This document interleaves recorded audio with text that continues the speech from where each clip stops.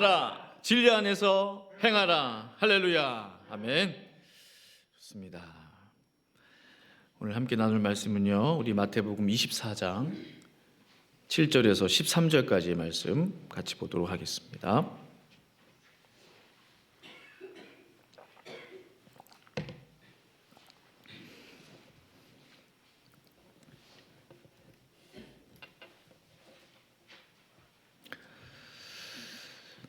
마태복음 24장 7절에서 우리 13절까지 우리 말씀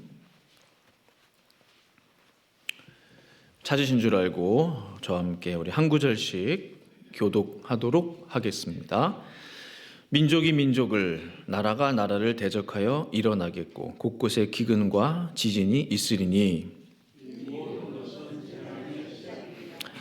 그때에 사람들이 너희를 환난에 넘겨주겠으며 너희를 죽이리니 너희가 내 이름 때문에 모든 민족에게 미움을 받으리라.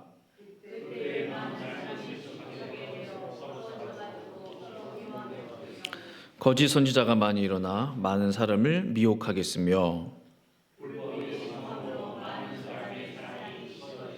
같이 있습니다. 그러나 끝까지 견디는 자는 구원을 얻으리라. 아멘. 제가 한번 기도하겠습니다. 걸어가신 아버지 하나님, 지금 이 시간 우리 캘리포니아 LA 지역에서 지금 끊임없이 산을 태우고 또 집들을, 학교를, 교회를, 관공서를 태우고 있는 하나님 그 산불, 주님 고통받는 그 백성들을 위하여 기도하오니 그들을 위로하여 주시고 하루속히 바람이 잡혀서 산불이 진화될 수 있도록 우리 주님 도와주시옵소서. 하나님, 그 바람의 힘을 사람이 막을 수가 없습니다. 그것을 피할 수가 없습니다. 그 누구라도 견딜 수 없습니다. 우리 하나님께서 모든 바람을 잠잠케 주실 수 있사오니 주님 이 시간 역사하여 주시옵소서. 오늘 말씀을 통하여 하나님 이 시대에게 주시는 하나님의 성령님의 세미한 음성 듣는 우리 모두 될 수 있도록 하나님 역사하여 주시옵소서. 예수님의 이름으로 간절히 기도합니다. 아멘. 세상 끝의 징조라는 제목으로 하나님 말씀 증거하기 원합니다. 예수님 시대에 가장 멋지고 아름답고 웅장했던 큰 건물 중에 하나가 있다면 바로 예루살렘 성전이었을 것입니다. 성전이 그들의 자부심이었어요. 유대인들의 자랑이었어요. 자랑거리였어요. 이렇게 큰 건물을 봐라. 하나님을 예배하는 하나님의 성전이다.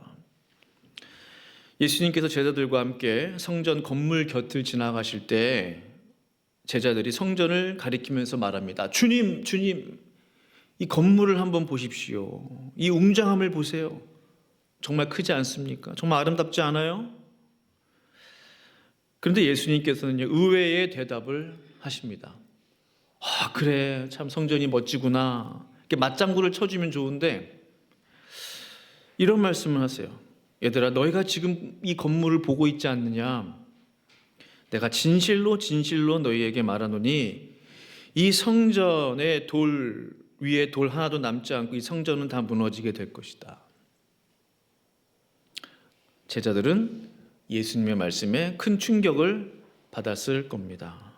왜냐하면 그 누구도 하나님의 성전이 무너진다 이런 말씀을 할 수 있는 사람이 없거든요.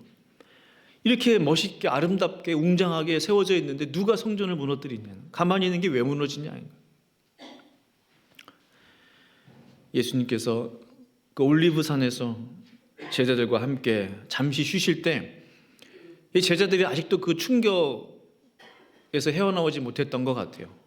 조용히 예수님께 와가지고 한 가지 질문을 하는 거예요. 주님, 아까 그 성전의 돌 위에 돌 하나도 남지 않고 다 무너지리라 이런 말씀하셨는데 정말 그런 일들이 일어나나요? 마지막 때에 무슨 일이 일어나나요, 주님? 정말 이런 끔찍한 일이 벌어질까요? 예수님께서는 제자들의 질문에 오늘 본문으로 답해 주신 것입니다. 마지막 때 일어나게 될 일들에 대해서 제자들에게 자세히 말씀해 주신 거예요. 바로 2000년 전 올리브산에서 제자들에게 말씀하셨던 세상 끝날의 징조, 오늘 제가 성도님들과 함께 나누려 하는 말씀의 제목인 것입니다. 여러 가지 징조들이 있어요. 오늘 본문만 봐도. 그러나 세 가지만 성도님들과 나누도록 하겠습니다. 첫 번째 세상 끝의 징조는요, 전쟁과 자연재해입니다. 오늘 말씀 7절을 보시면 민족이 민족을, 나라가 나라를 대적하여 일어나겠고 곳곳에 기근과 지진이 있으리니 했습니다. 그러니까 전쟁이 일어날 것이다, 한마디로. 그렇죠? 또 곳곳에 기근과 지진, 자연재해들이 일어날 것이다. 근데 제 질문은 주님께서 왜 저 7절 한 구절 안에 전쟁과 기근, 지진을 같은 문장에서 사용하셨는가요? 이유가 있다고 생각합니다. 제가 내리는 해석은 전쟁과 자연재해가 동시다발적으로 동시에 일어날 것을 암시하신 것이 아닌가, 그런 생각을 해보는 거예요. 그러니까 한 곳에서는 전쟁이 막 일어나고 있고 한 곳에서는 자연재해가 막 일어나고 있는 거예요. 동시다발적으로. 지금의 모습하고 비슷해요. 2025년 새해가 시작되면서 미국 중부와 동부에서 10년 만에 가장 강력한 눈폭풍이 몰아닥쳤어요. 거의 8천만 명의 주민들이, 어마어마하죠, 이 눈폭풍의 영향권 아래에 있었습니다. 7개 주에서 비상사태를 선포했어요. 이제는 비상사태가 하도 많으니까 별 감동이 없죠. 7개 주에서 선포했어요. 그 일이 불과 일주일 전이에요. 근데 그보다 더 끔찍한 일이 벌어졌습니다. 바로 LA 퍼시픽 팰리세이드에서 시작된 산불이 벌써 오늘 6째 날이에요. 6일째예요. 악마의 바람이라고 불리는 허리케인급 바람을 타고 시속 140, 160km, 마일로 하면은 한 110마일, 120마일 나올까요? 그 바람을 타고 이 불은 삽시간에, 순식간에 모든 것들을 태우기 시작했어요. 이미 18만 명, 20만 명 이상이 이 대표령 아래 놓였습니다. 제가 뉴스 확인해 보니까 6군데에서 지금 계속 이 불이 번지고 있대요. 진화율은 10%가 채 안 돼요. 산불로 인한 피해 금액이 무려 500억 달러예요. 우리 돈으로 73조. 2025년 대한민국의 국방 예산이 61조라고 합니다. 국방 예산을 뛰어넘는 그 어마어마한 돈을 73조라는 그 이상이라고 보는 분들도 많아요. 뭐 85조, 90조. 한순간에 일주일 만에 다 지금 날려버리게 된 거예요. 이게 보통 산불이 아니에요. 세계에서 가장 비싼 화재라고 합니다. 미국 역사상 최악의 산불. 사망자가 13명 이상, 실종자도 많다고 그래요. 새해부터 우리 전쟁 상황은 어떤가요? 2022년에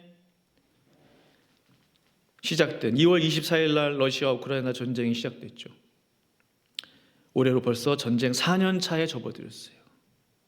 또 2023년 10월 7일 시작된 이스라엘 하마스 간 전쟁은 벌써 올해로 3년 차에 접어들었습니다. 이 안타까운 것은요, 이제 우리 삶에 전쟁 한두 개쯤은 이렇게 벌어지고 있어도 별로 이렇게 감흥이 없어요. 어떤 분들 지루하대요. 전쟁을 뭐 아직까지도 하고 있냐. 지쳤어요, 전쟁에 대해서. 안타까워하는 마음, 전쟁 종식을 위해서 기도하는 마음, 이런 마음보다 다들 뭐 그냥 전쟁 하나보다. 북한군이 참전했다는 소식이 들릴 때 속보로 뭐 브레이킹 뉴스로 막 나왔어요. 3차 대전 나는 거 아니야? 전쟁 더 확전되는 거 아니야? 지금은 어때요? 별로 이렇게 큰 관심이 없는 듯 보입니다. 예수님께서 이러한 세대에 대해서 이런 말씀을 하셨죠. 마태복음 11장 16절에 이 세대를 무엇으로 비유할까? 비유하건대 아이들이 장터에 앉아 제 동물을 불러 이르되 우리가 너희를 향하여 피리를 불어도 너희가 춤추지 않고 우리가 슬피 울어도 너희가 가슴을 치지 아니하였다 함과 같도다. 가장 기쁘게 뛰놀고 또 웃고 춤추는 그런 나이에 감수성이 예민한 어린아이가 울지도 않고 슬퍼하지도 않고 그렇다고 춤추지도 않는 완전히 감정에 메말라 버린 그 세대를 비유하고 있는 말씀이에요. 아이들이 저 정도라면 어른들은 오죽하겠어요. 재앙이 닥쳐와도 기가 막힐 일들이 벌어져도 정말 가슴 아픈 일이 일어나도 별로 또 일어났나 보다. 또 일어났나 보다. 기쁨을 잃어버린 세대, 또한 회개를 잃어버리는 세대 가운데 우리가 살고 있는 것입니다. 그런데요, 성도 여러분, 저를 또 놀라게 하는 것은 이 모든 전쟁과 자연재해는 모든 재앙의 시작에 불과하다는 예수님의 말씀이에요. 7절 말씀 아까 읽었죠. 8절에 이 모든 것은 재난의 시작이라 했어요. 이 모든 전쟁들과 자연재해, 기근, 전염병 이런 것들이 재난의 시작이래요. 이제 시작인 거래요. 그렇다면 그 다음 우리를 기다리고 있는 것은 무엇입니까? 또 다른 재앙은 뭐예요? 세상 끝날의 징조. 두 번째는 거짓 선지자의 미혹입니다. 세상 끝날이 다가올수록 특징 중에 하나, 두드러진 특징 중에 하나, 거짓 선지자들이 막 일어나는 거예요. 가짜 목회자들이 막 나온다는 거예요. 이단들이 막 나온다는 거예요. 근데 말씀을 보시면 누구의 미혹을 받지 않도록 주의하라고 그랬나요? 예수님께서 대답하여 이르시되 너희가 누구의 미혹? 사람의 미혹을 받지 않도록 주의하라. 사람을 조심하라는 거예요. 사람을 조심하라는 거예요. 사람이 나를 속인다는 거예요. 마귀의 유혹이라고 하지 않았어요? 마귀의 미혹, 귀신의 미혹이라고 하지 않았어요? 사탄의 미혹이라고 하지 않았어요? 만약에 마귀가 대놓고 우리를 미혹하려 한다면 다 도망갈 거예요. 그렇게 하지 않죠. 얼마나 교활한 존재입니까? 사탄이 절대로 본인 스스로 나서지 않아요. 대신 사람을 세운다는 거죠. 뒤에서 조종하는 것이죠. 자기가 우상으로 세운 그 사람을 뒤에서 조종하는 거예요. 마치 사탄의 꼭두가시처럼. 이것이 마지막 때의 마귀의 전략입니다. 어떻게 사람들을 세워요? 사람에게 교만한 마음을 주는 거예요. 왜? 사탄, 타락한 루시퍼가 타락하게 된 결정적인 원인이 뭐예요? 다 아시죠? 내가 하나님처럼 되리라, 이거 아닙니까? 내가 하나님과 어깨를 마주하리라, 견주리라.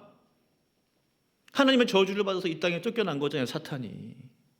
그러니까 똑같이 마치 미니미를 말듯이 자기랑 비슷한 우상을 만드는 거예요. 사람을 우상으로 세우는 거예요. 교만함을 심어주는 거예요. 높아지려고 하는 마음을 넣어주는 거예요. 스스로 영광을 취하게 하는 거예요. 사탄이 하는 짓은 그런 짓밖에 없어요. 스스로 높아지려고 하는 거, 스스로 교만해진 존재. 그러므로 이 마지막 때를 살아가는 우리들, 무엇을 경계해야 합니까? 사람이 하나님보다 높아지는 것을 주의해야 돼요.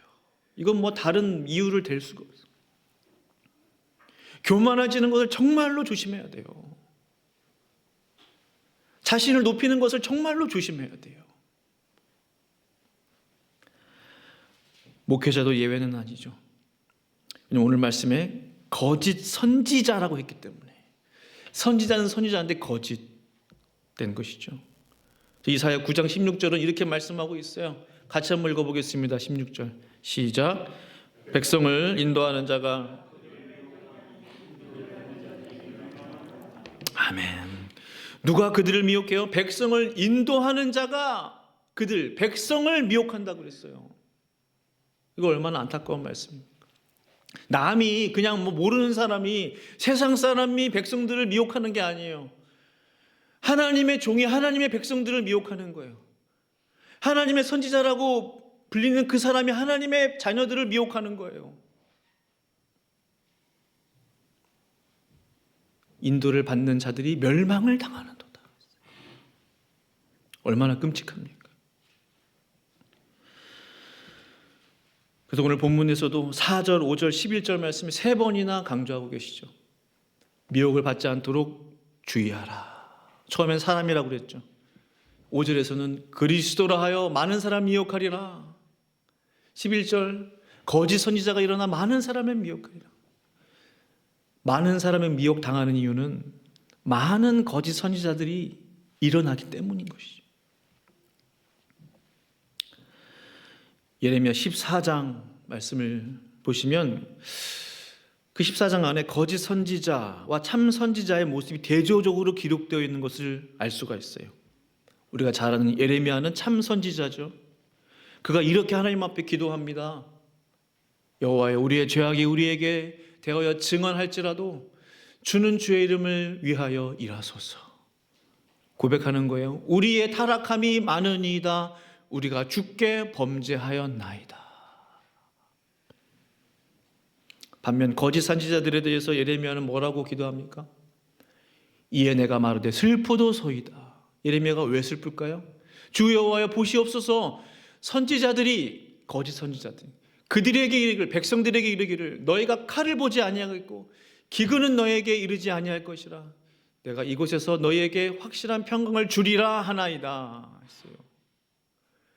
예레미야랑 정반대의 이야기를 하고 있는 거예요. 예레미야는 우리의 죄를 용서하여 주소서, 우리가 범죄하였나이다, 우리의 타락함이 많으니이다 라고 고백하고 있어요, 울면서. 그런데 다른 선지자들은 뭐라고 말해요? 너희가 칼을 보지 않을 거야, 기근이 너에게 임하지 않을 거야, 불이 너에게 임하지 않을 거야, 홍수가 너에게 임하지 않을 거야, 대신 확실한 평강이 너에게 임할 거야 라고 말하는 거예요. 누가 인기가 많겠어요? 평강을 이야기하고 축복을 말한 선지자가 인기가 많겠어요? 아니면은 하나님의 심판을 말한 선지자들이 인기가 많겠어요? 당연히 평강을 말하고 복을 빌어주고 은혜를 빌어주고 심판 이야기하지 않고. 얼마나 많은 사람들이 거짓 선지자에게 미혹을 당했겠습니까? 차이가 분명하죠. 참 선지자는 회개를 강조해요. 이르면 당시 이스라엘에 닥쳐온 가뭄, 당시 가뭄과 기근이 이스라엘 땅에 가득했거든요. 그때 예레미야는 우리가 다 같이 회개합시다, 회개를 촉구했어요. 백성들로 하여금 같이 기도합시다, 우리의 죄를 고백합시다. 그러나 거짓 선지자는 말씀 보세요. 회개를 말하지 않아요. 회개를 강조하지 않아요. 우리가 여호와께 범죄하였나이다 말하지 않아요. 긍정적인 말만 해요. 칼도 없고 기근도 없고 재앙도 없고 재난도 없고 평강만 있을 것이다. 여기에 엄청난 함정이 있어요. 맹목적 긍정사고라고 말하고 싶습니다. 맹목적으로 긍정적인 사고를 하는 거예요. 여기에 패단이 뭐예요? 지금 내 모습을 제대로 보지 못해요. 지금 우리의 모습을 제대로 인정하려 하지 않아요. 내가 아픈데 아프다고 말하지 않아요. 내가 병들었는데 병들었다고 말하지 않아요. 서로 말하지 않아요. 잘 될 거야, 잘 될 거야, 문제 없을 거야만 말하는 거예요. 이것은 마치 암에 걸렸는데, 암에 걸렸으면 어떻게 해야 돼요? 빨리 진단을 제대로 하고 선고를 내리고 뭐 수술 날짜를 잡고 키모테라피를 받고 아니면 뭐 개복을 해서 뭐 뭘 암덩이를 끄집어내든지 수술 작업이 필요한 거야. 그러나 거짓 선지자들은 괜찮아. 수술 필요 없어. 수술 필요. 아프게 왜 수술을 해? 왜 배를 갈라? 왜? 아무 일 없을 거야. 아무 일 없을 거야. 거짓 선지자들은 지금 이 순간에도 우리에게 회개할 것을 말하지 않습니다. 오히려 다른 사람 탓을 합니다. 나는 잘못 없고 우린 잘못 없어. 저 사람들 때문에 일어난 일이야. 저 사람들 잘못이야. 저 사람들이 죽일 놈들이, 저 사람들이 다 이런 일들을 만들어낸 거예요. 회개 없습니다. 눈물의 통회, 자복 없습니다.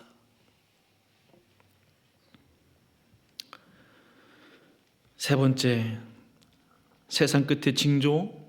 세 번째는요, 사랑은 없고 불법만 가득한 거예요. 12절 말씀 보시면 같이 한번 읽어보겠습니다. 시작. 불법이 성함으로. 아멘. 저는 이 12절 말씀이 매우 중요한 말씀이라고 생각돼요.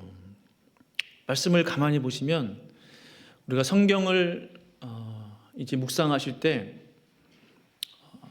좋은 습관 중에 하나가 뭐냐면 질문을 하는 거예요. 왜 저렇게 쓰였을까? 왜 저렇게 말씀하셨을까? 질문을 하는 거예요, 스스로. 저는 제 마음 가운데 질문이 하나 들었어요. 왜 불법이 성하는 것과 사람의 사랑이 식어지는 것을 같이 사용하셨을까? 불법이 성행한다. 성함으로 무슨 뜻인가요? 그냥 단순히 법을 어기는 겁니까? 아니죠. 죄를 짓는 사람들이 점점 많아진다는 뜻이, 죄가 많아진다는 거예요. 죄가 세상에 죄악이 넘쳐난다는 거예요. 그런데 많은 사람의 사랑이 식어진대요. 불법이 성행하는 것과 사랑이 식는 것과 무슨 연관이 있을까? 그런 질문이 들지 않으세요? 불법이 성함으로 많은 사람의 사랑이 식어지리라. 뭔가 연관관계가 있는 거예요. 서로 관련이 있는 거예요. 왜 사람들이 죄를 더 짓는가? 왜 죄를 짓고 또 죄를 짓고 더 악한 죄를 짓고 더 큰 악한 죄를 짓는가? 결론적으로 말씀드리면 그들의 마음에 사랑이 없기 때문에, 더 정확히 말하면 하나님의 사랑을 잃어버렸기 때문에 그래요. 하나님의 사랑이 그들의 마음 가운데 없기 때문에 그래요. 하나님을 사랑하면 죄로부터 떠나고 싶어지는 것이죠. 하나님을 사랑한다면 죄가 내 마음 가운데 들어올 때 불편한 것이죠. 그렇지 않나요? 견딜 수 없는 거예요. 왜? 하나님과 반대이기 때문에. 하나님과 정반대이기 때문에.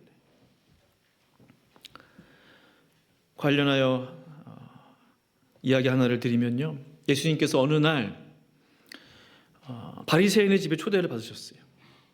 보통 그런 일이 없는데 바리새인이 예수님을 초대했어요. 한참 식사를 하고 있는데 어떤 여인이 그 집에 들어오더니 허락받지 않는 불청객이죠. 초대받지 않는 손님이에요. 예수님 곁에 서서 우는데 얼마나 눈물을 많이 흘리던지 눈물이 예수님의 발 위에 떨어지기 시작했어요. 예수님의 발을 적셨어요. 아무 말 하지 않고 눈물만 흘리는 거예요. 그러자 그 여인이 자신의 머리카락으로 예수님의 발을 닦아드렸어요. 그리고 그 발에 입 맞추기를 그치지 않았어요. 그리고 가지고 온 귀한 향유를 깨뜨려 그 발 위에 부었어요. 그러자 예수님을 초대한 이 바리새인이 기겁을 하는 거예요. 아니 이게 지금 무슨 일? 초대받지 않는 불청객이 오더니 갑자기 막 눈물을 쏟지 않나? 뭐 병을 깨서 뭐 향유를 붓지 않나? 이분이 이 예수가 참 선지자라면, 참 예언자라면 지금 이 여자가 누구인지를 알 텐데, 이 여자는 죄인이야. 죄인이 지금 예수님께 뭘 하고 있는 거야? 죄인은 예수님께 가까이 나오면 안 되지. 바리새인의 생각에 그런 마음이 가득 차 있었던 거예요. 저 죄인은 예수님께 나올 수 없다는 거예요. 저 죄인은 예수님의 발을 만질 자격이 없다는 거예요. 예수님 앞에 울 자격이 없다는 거예요. 바리새인의 마음 가운데. 예수님은 이 바리새인의 생각을 꿰뚫어 보시고 짧은 이야기를 들려주시는 거예요. 내가 한 가지 이야기를 들려주겠다. 큰 빚을 진 두 사람이 살았다. 한 사람은 500데나리온을 빚졌고 한 사람은 50데나리온을 빚졌어. 둘 다 갚을 능력이 없어서 그 빚쟁이가 빚을 다 탕감해 줬다는 거예요. 이 생각에는 누가 더 빚을 탕감해 준 사람을 사랑하겠느냐, 이 질문을 하시는 거예요. 너무 쉽잖아요. 당연히 많이 탕감받은 사람이 더 사랑할 것 같습니다. 당연히 그렇죠. 5억 탕감받은 사람과 500억 탕감받은 사람하고 비교할 수 있어요? 주님 말씀하세요. 네 판단이 옳다. 이 여인을 보느냐? 너는 내가 네 집에 올 때 발 씻을 물도 주지 않았다. 이 발 씻을 물 주는 것은 기본 중에 기본이에요. 그 당시 샌들을 신고 있기 때문에 먼지가 많잖아요. 발 씻을 물을 주는 것은 손님 대접의 기본이에요. 그러나 이 여인은 눈물로 내 발을 씻어줬다는 거예요. 너는 나에게 입 맞추지 않았으나 이 여인은 내 발에 입맞추기를 그치지 않았다. 너는 나에게 그 흔한 감람유도 붓지 않았지만 이 여인은 가장 귀한 향유를 깨뜨려 내 발에 쏟아 부었느니라. 내가 너에게 말한다. 이 여인의 많은 죄가 사함을 받았느니라.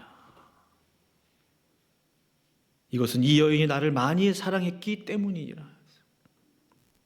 결정적인 말씀을 하십니다. 나를 많이 사랑하는 자는 많이 사함을 받고 적게 사랑하는 자는 적게 사함을 받느니라. 이 사랑과 죄 사함이 밀접하게 연관되어 있다는 거죠. 오늘 본문에 특히 말씀 보시면 사람의 사랑이라고, 사람의 사랑이 식어진다고 그랬어요. 세상 끝날 되면 왜 이 세상에 죄가 많아집니까? 하나님을 사랑하지 않기 때문에, 또한 사람을 사랑하지 않기 때문에 그래요. 하나님 사랑도 잃어버리고 사람 사랑도 잃어버리고. 그래서 예수님께서 계명 중에 가장 큰 계명이 하나님을 사랑하고 이웃을 내 몸과 같이 사랑하라. 왜 그 말씀을 하신지 제가 이해가 되는 거예요. 그 말씀은 말세 때를 염두에 두고 특히 이 말세를 살아가는 우리들에게 필요한 말씀인 거였어요. 말세가 되면 하나님을 사랑하는 것을 버리는 거예요. 사람을 사랑하지 않아요. 미워해요. 서로 싸워요. 다툼해요. 편가르기를 해요. 나는 옳고 너는 틀리다.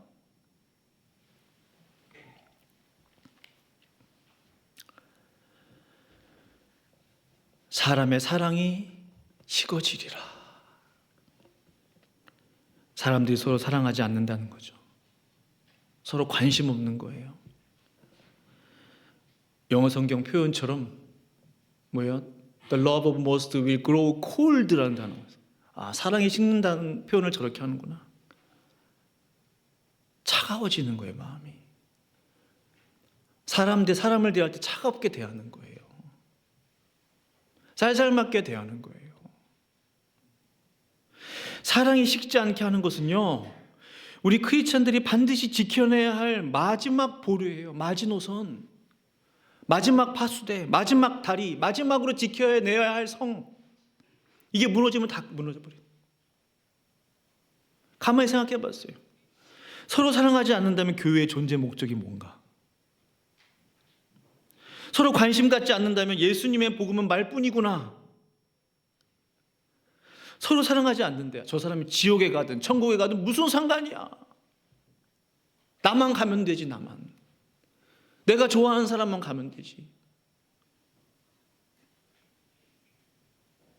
점점 우리 안에 사랑이 식어가는 것들을 보게 돼요.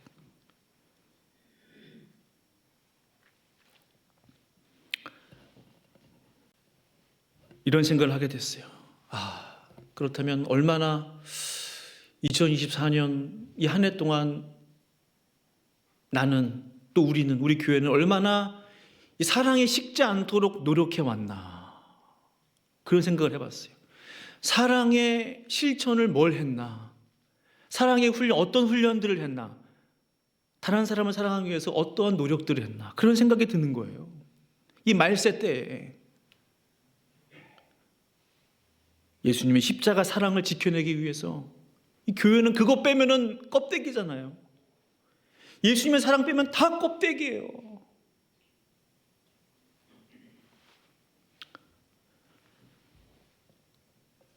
사랑의 핏값으로 주신 주님의 이 사랑의 핏값이 묻어있는 주님의 교회, 우리가 얼마나 사랑을 실천했나, 사랑이 식지 않기 위해 어떤 노력을 했나, 우리 교회는 어떤 사랑의 실천을 지난 한 해 동안 해왔습니까? 아주 작은 거지만 제 마음에 한 가지가 떠올랐어요. 작은 거지만 사랑의 실천. 어떤 두 사랑이 많으신 권사님들께서 사랑의 모자를 뜨셨어요. 저는 사랑의 털모자라고 이름을 지었는데, 그래서 2번을 보내드렸어요. 필요하다고 해서 1번 보냈는데 또 필요하대요. 또 보내드렸어요. 너무 예쁘죠? 보니까 그게 춥지 않은 것 같아. 근데 보니까 이제 멋으로 이렇게 쓰고 너무 아름답지 않습니까? 제 마음이 따뜻해졌어요. 하루에 한 개씩 사랑으로 만든 털모자를 또 교회 이름으로 또 보내드리고 얼마나 고마워하고 얼마나 감사하는지. 대단한 거 아니에요. 뭐 세상적으로 그렇게 그런 거 아니에요. 그런데 이 연말 연시에 사랑의 실천을 우리가 보여준 거예요. 얼마나 기뻐해요. 얼마나 좋아해요. 2025년 이제 한 해가 시작되었는데요. 어떤 일들이 벌어질지 몰라요. 예상할 수 없어요. 그 어떠한 자연재해가 우리 앞에 몰아닥칠지 몰라요. 그 누구도 몰라요. 올 여름 또 얼마나 더울지 몰라요. 얼마나 또 가뭄이 이어질지 몰라요. 그 어떠한 전쟁과 전염병이 우리를 두렵게 할지 몰라요. 예상할 수 없어요. 또 어떤 또 미혹하는 자가 나타나서 사람들의 영혼을 노략질할지 몰라요. 대한민국에 지금 이단에 빠진 성도가 거의 60만 명이래요. 여론조사 해보니까 그 숫자가 늘어날 것으로 보는 퍼센테이지가 70에서 80%예요. 중요한 건 20, 30, 40대 비율이, 이단에 빠진 비율이 기성교회보다 훨씬 많아요. 퍼센테이지가. 젊은이들이 다 이단으로 빠지고 있다는 거죠. 이러한 일들이 우리의 귀에 들려온다 할지라도 우리의 마지막 보루 뭐라고요? 사랑. 서로 사랑할 수만 있다면, 서로 사랑하기 위해 노력할 수만 있다면 교회를 지켜낼 수 있는 거예요. 저는 믿어요. 사랑이 있다면 교회는 절대로 무너지지 않는 거예요.